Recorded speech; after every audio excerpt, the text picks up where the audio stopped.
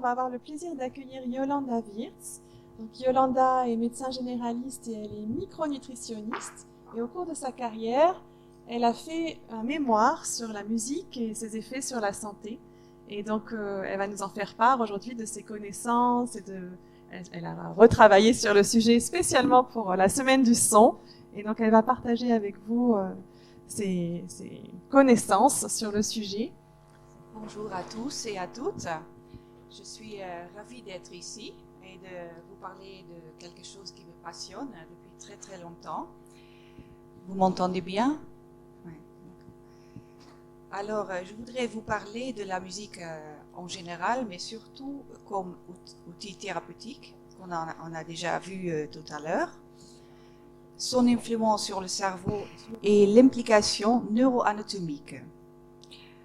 Avec après une petite observation spécifique sur le cerveau d'un musicien. Qu'est-ce qui va arriver quand une personne joue depuis des années? Son cerveau, en fait, est modulé. Alors, la musique a des influences impressionnantes.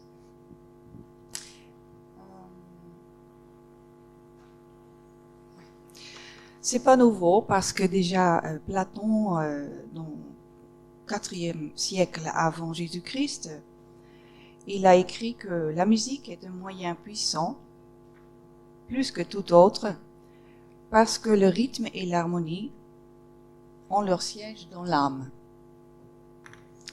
En fait, il rajoute aussi qu'elle enrichit cette dernière et lui confère à la grâce et l'illumine.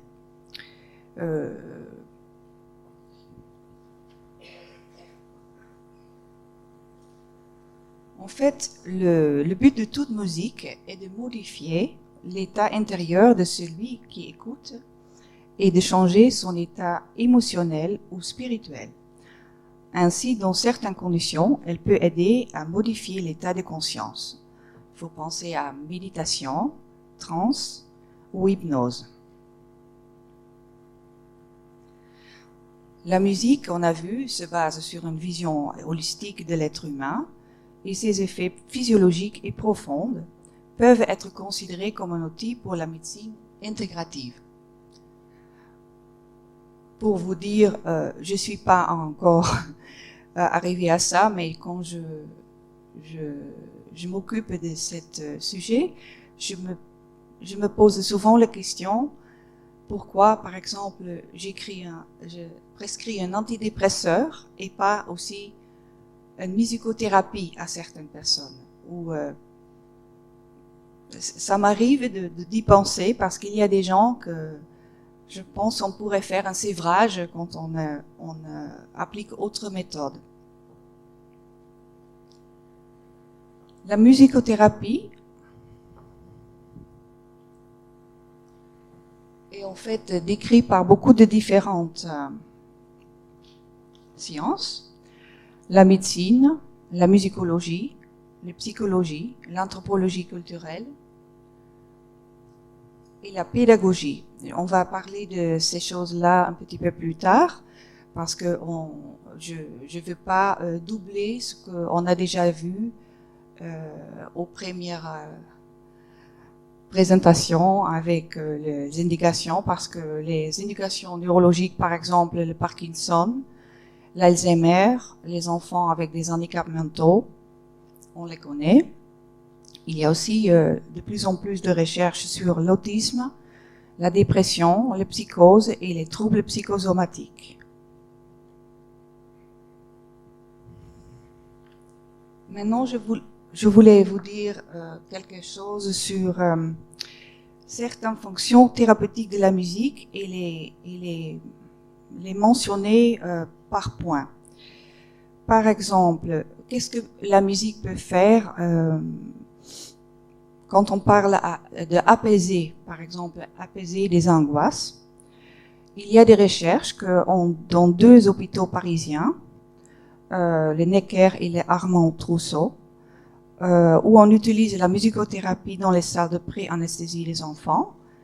Les enfants sont beaucoup plus détendus quand ils viennent aux salles opératoires et ils vivent beaucoup mieux leur traumatisme. On peut aussi stimuler la mémoire. On a fait beaucoup de recherches chez les patients Alzheimer et on a constaté que la musicothérapie donne une amélioration de la mémoire. Apprentissage. Je ne sais pas si vous connaissez les écoles et les méthodes de Zoltán Kodály. C'est déjà quelque chose qui se faisait après la guerre mondiale. Il mettait deux groupes d'élèves. Un, il donnait beaucoup de cours de musique, actifs et réceptifs, et l'autre groupe n'avait pas ce type de formation. Et après, les résultats de ce groupe qui avait fait la musique étaient beaucoup supérieurs dans l'ensemble de matières. Pas seulement dans les langues, mais surtout aussi les mathématiques, la mémoire immédiate et l'aptitude à la lecture. Et il y a beaucoup de recherches maintenant qui ont confirmé que le bénéfice de la musique est l'apprentissage d'une langue en général. Et aussi, ça peut améliorer beaucoup les lectures chez les enfants dyslexiques. Je ne sais pas si les logopédistes l'utilisent, mais c'est peut-être une idée d'utiliser cette connaissance parce qu'il y a beaucoup de recherches qui le confirment maintenant. On a vu avec ma collègue qui a déjà parlé avant moi qu'on peut soulager des douleurs. Il y a par exemple une dame qui s'appelle Claire Oppert, violoncelliste, musicienne et art-thérapeute. Elle joue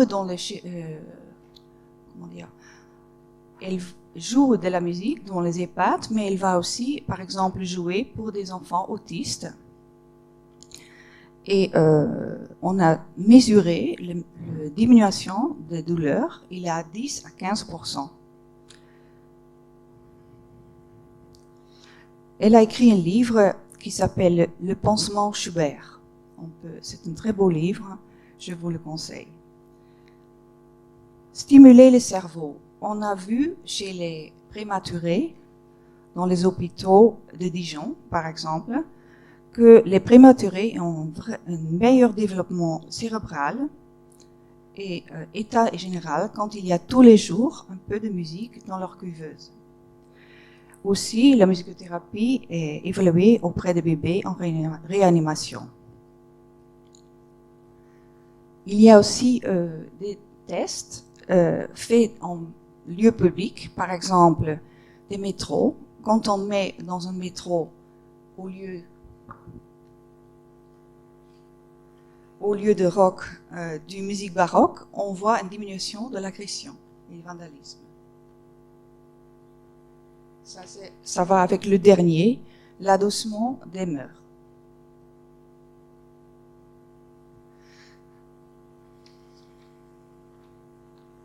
Alors, en fait, on peut dire que la musique est un langage qui peut structurer et stimuler le cerveau, le préparant de mieux traiter et retenir et transférer l'information.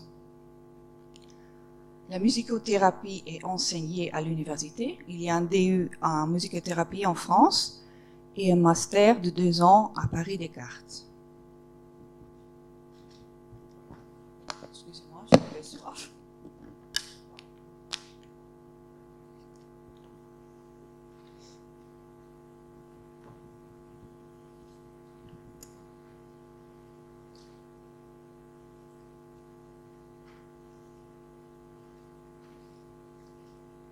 Maintenant, je voudrais vous parler un peu plus du côté médical et voir comment la musique peut influencer le cerveau et la conscience. Ils sont là. En fait, il y a deux grandes questions. La musique, le son et les fréquences. Quelle influence ils ont sur le cerveau et quelle influence a la musique sur les différents états de conscience. D'abord, il faut qu'on regarde un peu qu'est-ce que fait le son. le son, c'est une forme d'énergie, un phénomène vibratoire. On peut l'entendre via notre système acoustique, mais il y a aussi une influence directe par la fréquence sur les cellules. Et pour ça, il y a quelque chose de très intéressant qui a été fait par un chercheur aux États-Unis. Il a pris un bol en verre, je ne peux pas bouger comme ça, avec une fréquence très puissante dessus, et il a vu que les cellules dans l'eau, ils émettent des éclairs bleuâtres. Il a appelé ça le sonoluminescence, et c'est la preuve que les fréquences ont une véritable influence sur les cellules. Ça veut dire qu'ils changent quelque chose dans nos cellules. Même les fréquences qu'on ne peut pas entendre. Alors ça donne quand même le preuve aussi que les diapasons, les bols tibétains, tout ça, ça a des effets, mais on peut peut-être pas les mesurer encore très bien. Mais le fait qu'un son peut provoquer des changements d'énergie, ça c'est sûr. Maintenant, je vais parler un petit peu plus sur le côté anatomique.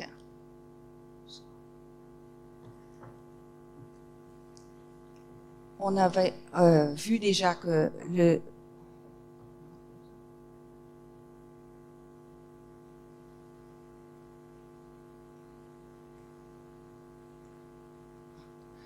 voilà les aires auditifs sur l'hémisphère gauche.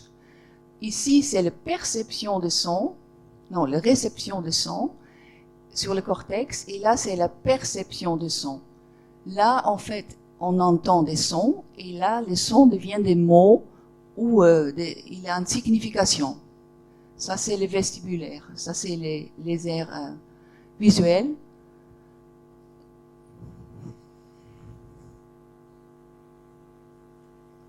Ça, c'est le même, mais de vue médiale. Maintenant, je voudrais vous parler un peu de la neuroscience et quelles structures sont impliquées quand on écoute la musique. On va parler de ça avec un exemple que je vous montrerai plus tout à l'heure. On va parler du néocortex, le système limbique, l'hypothalamus, l'hypophyse, le thalamus et les formations réticulaires. C'est assez complexe parce que, en fait, la musique fait travailler toutes ces structures-là et a une influence sur tout notre cerveau. Et il y a des interactions sur le conscient et l'inconscient. Alors, je vais essayer d'être claire, mais je suis pas sûre si j'ai réussi. Quand on voit ici une image d'un cerveau, on voit ici le néocortex, c'est le dernier parti dans l'évolution de l'être humain. Et en fait, tout ça, c'est le cortex qui est plutôt dans on dirait, la conscience, les décisions, les planifications se trouvent plutôt là. Ici, toutes ces structures-là, ça c'est, disons, le parti émotionnel du cerveau, le système limbique avec toutes les structures dedans, l'hypothalamus, le thalamus, l'hippocampe. Et en fait, la musique, il rentre d'abord via un système acoustique dans une structure qui s'appelle le formatio réticulaire. Après, il rentre dans ce système-là. Et en fait, on a déjà des émotions avant qu'on est conscient de ces émotions. Ça, c'est très important, je pense. Parce que ce système-là, il donne un output comment dire, des réactions qui sont, ça peut être hormonal, neurotransmetteur, la fréquence cardiaque qui monte, la respiration qui monte, ou baisse, si c'est une musique très calmante. Ça peut être beaucoup de réactions, bien sûr, mais tous ces systèmes sont impliqués et on peut aussi parler très longtemps de ça parce que même les comateux, les personnes qui sont dans le coma, ce système continue à marcher. Une personne dans le coma qui en fait écouter une certaine musique qu'il aime, il va avoir des réactions via ce système, même s'il n'est pas conscient.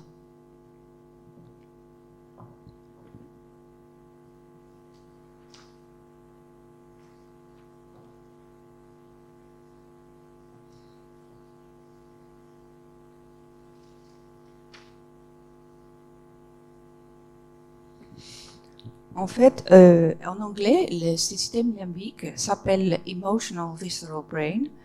Il est très lié avec l'hypothalamus, qui a un rôle central dans la perception des émotions et des rythmes corporels, les rythmes jour et nuit, des rythmes menstruels, la sexualité. Le système limbique a un rôle central pour l'influence de la musique sur le conscient et l'inconscient. Les émotions peuvent être seulement vécues quand ils seront projetés au cortex via le thalamus.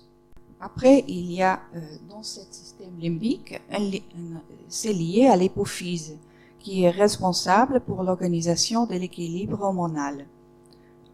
Alors, on peut même se demander si on peut utiliser la musique pour stimuler certaines hormones. En tout cas, le sujet prochain, c'est que il y a une implication de plusieurs neurotransmetteurs dans la musique.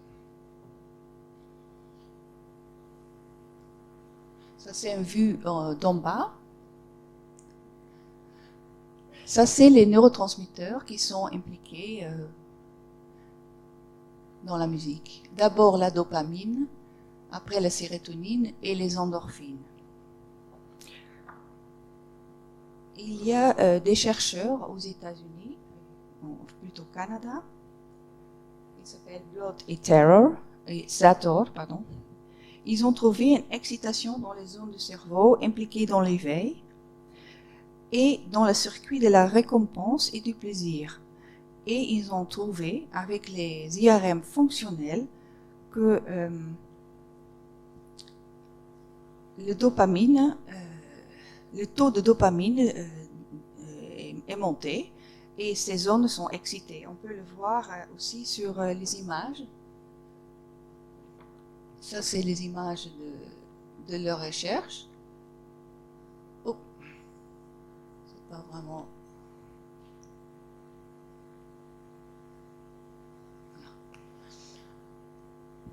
On voit que le dopamine, ici... je ne suis pas très... Oui, c'est ici, il y a beaucoup plus de dopamine. C'est des tests très modernes qu'on a pu faire sur les cerveaux de musiciens.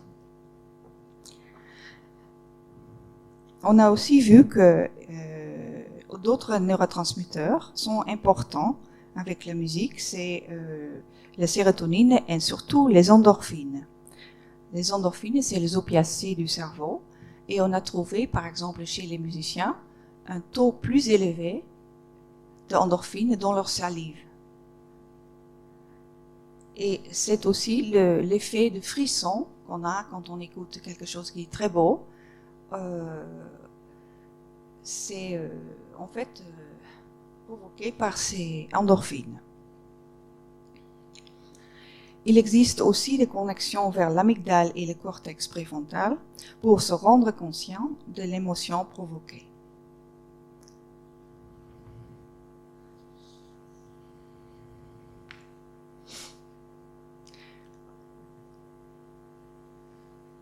Maintenant, je vais parler un petit peu sur le cerveau du musicien, parce que quand on fait de la musique depuis un jeune âge, en fait, le cerveau se change. On a modulé son cerveau. Il y a une épaisseur corticale plus épais. Il y a des zones de conductivité, par exemple le corps calleux, qui est plus important.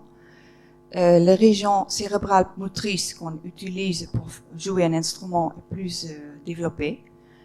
L'hippocampe, c'est l'endroit où se trouvent les mémoires, court terme, long terme, etc. Il est plus dense et plus grand. Et il y a, bien sûr, ces sécrétions de neurotransmetteurs. Alors, son cerveau, quand on fait la musique, c'est pas anodin, on change son cerveau. Ici, c'est des images qui sont faites par cette équipe de chercheurs pour montrer quelles zones sont très importantes dans le cerveau d'un musicien. Quand on voit cette image ici, on voit toutes les zones qui sont impliquées dans la musicalité et aussi quand on joue un instrument. Par exemple, ici c'est le cortex préfrontal. On en a besoin pour planifier, pour exécuter, pour la concentration, quand on joue par exemple ensemble. Ici, c'est l'endroit où on a besoin de son mémoire pour mémoriser les partitions. Ici, on regarde les partitions. Ici, on joue. On a besoin de son cortex moteur pour jouer. C'est tout le cerveau impliqué quand on joue de la musique. Le corps calleux, c'est en fait un système qui connecte les deux hémisphères. Et ce corps calleux, il est beaucoup plus épais chez les musiciens.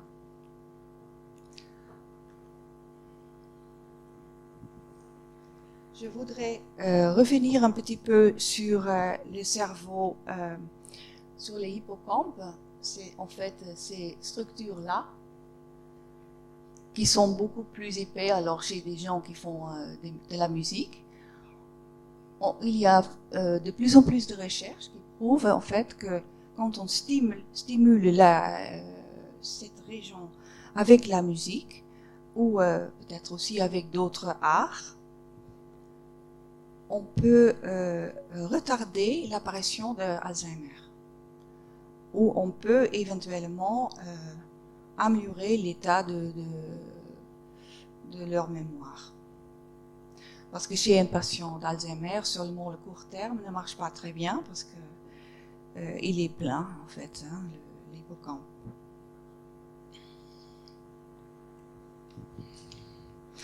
Je voulais dire 2 mots sur le système des neurones miroirs.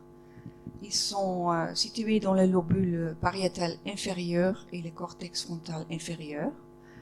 L'activation est provoquée par l'observation de l'action. Par exemple, le plus simple exemple que je peux donner, c'est que quand quelqu'un bâille, on a envie de bâiller. Mais quand quelqu'un joue ou danse, à l'intérieur de vous, ces neurones qui sont impliqués dans la danse, ils se mobilisent. Alors on pense qu'à cause de ces systèmes de neurones miroirs, on a la possibilité de ressentir les effets de l'autre et c'est la base de l'empathie.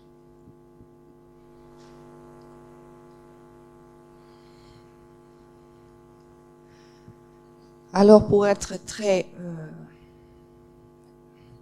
schématique, la musique structure en fait les émotions, les mouvements, l'intelligence, la sensibilité, la langue et la communication.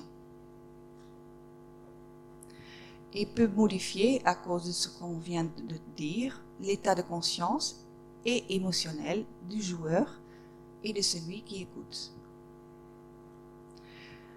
C'est pas nouveau, parce que déjà au XVe siècle, un poète qui s'appelait Giovanni Pico del Mirandola, il disait que la médecine peut guérir le corps, mais la musique guérit le corps par l'âme, par la conscience, hein, par le corps. Maintenant,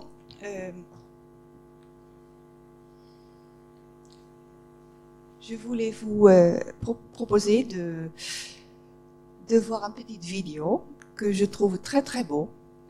C'est en fait 2 danseurs qui sont suspendus dans l'air porté par la musique et à la fin de cette vidéo par le silence.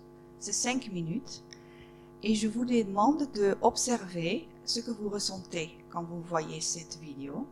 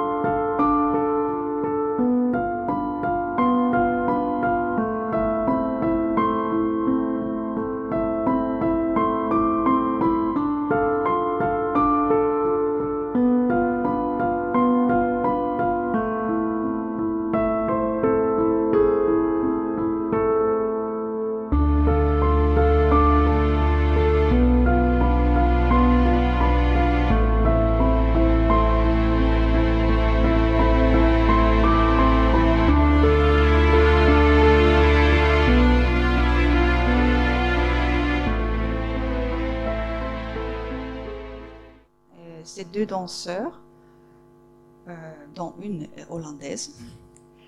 Cette synergie entre dans la musique, qui entre la danse et la musique, amène une ambiance et une énergie, une passion qui est important. Moi, je trouve, en tout cas, moi, je ressens ça. Et je me demande même si on peut dire que si la musique n'amène pas l'énergie de l'amour. Merci de votre attention.